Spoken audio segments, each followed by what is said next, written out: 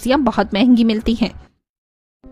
चाची मैं तो हमेशा ही जाती हूँ, लेकिन आज आप रिया को भेज दीजिए ना, मेरा हाथ जला हुआ है, मैं सब्जियां कैसे लाऊंगी।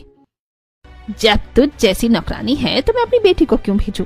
अरे वैसे भी मुझे कोई फर्क नहीं पड़ता तेरा हाथ जला है या नहीं, चुपचाप जा और सब्जी लेकर आ।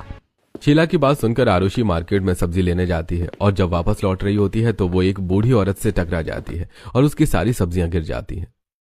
अरे मेरी बेटी, मैंने ध्यान नहीं दिया, मेरी वजह से तेरी सारी सब्जियां गिर गई, मुझे माफ कर दे। अरे नहीं नहीं, आप मुझसे बड़ी हैं, आप माफी मत मांगे, वैसे भी इन सब्जियों का क्या है, मैं इन्हें अभी उठा लेती हूँ, बस आप ध्यान से चलिए। इतना कहकर आरुषि सब्जियां उठाने लगती है और चक्रवर्ती देवी जैसे ही आगे बढ़ती हैं तभी एक कार से टक्कर लगने से वो जमीन पर गिरकर बेहोश हो जाती हैं। आरुषि तुरंत उनके पास जाती है। अरे ये क्या, इनके सर से तो खून गिर रहा है, इनका एक्सीडेंट कैसे हो गया, मुझे कुछ करना पड़ेगा। फिर आरुषि सभी से मदद की गुहार लगाती है लेकिन कोई भी उसकी मदद नहीं करता। हे भगवान, मैं क्या करूं, मैं अपनी आंखों के सामने किसी को मरते हुए नहीं देख सकती, अब मैं क्या करूं। मिल गया आइडिया, रामू काका। फिर आरुषि तुरंत रामू काका के पास जाती है और उनसे रिक्वेस्ट करके सब्जियों का ठेला लेती है और उस ठेले पर चक्रवर्ती देवी को सुलाकर हॉस्पिटल पहुंचती। डॉक्टर प्लीज आप इनका चेकअप शुरू कीजिए, एक्सीडेंट हो गया है इनका।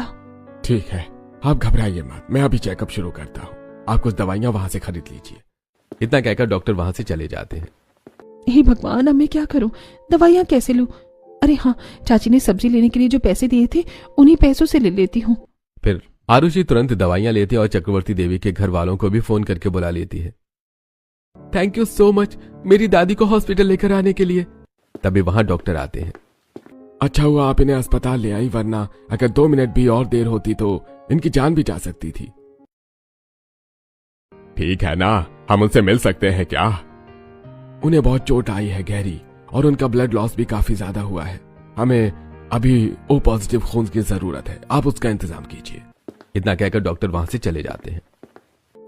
हमारे पूरे परिवार में किसी का भी ब्लड ग्रुप O पॉजिटिव नहीं है, अब हम लोग क्या करेंगे? तभी वहां कीर्ति आती है। अरे कीर्ति, अच्छा हुआ तुम आ गई। कीर्ति, तुम्हारा ब्लड ग्रुप भी O पॉजिटिव है ना, तुम दादी को खून दे सकती हो ना? क्या? हे भगवान, पैसों के लिए यहाँ दिखावा करनी आई थी, मैं तो यहाँ आकर फंस गई। क्या हुआ बहू, क्या सोच रही हो, तुम दोगी ना खून? नहीं बिल्कुल नहीं, मैं तो बस पैसों के लिए आप लोगों से शादी करने वाली थी, मैं इस तरह अपना खून नहीं दे सकती, मैं जा रही हूँ यहाँ से। इतना कहकर कीर्ति वहां से तुरंत चली जाती है। सच कहती थी माँ, इस कलयुग में सब लोग लालची है, कोई किसी की मदद नहीं करता। अच्छा हुआ इस लड़की की सच्चाई हमारे सामने आ गई, ये हमारे खानदान की बहू बनने के लायक ही नहीं थी। वो तो सब ठीक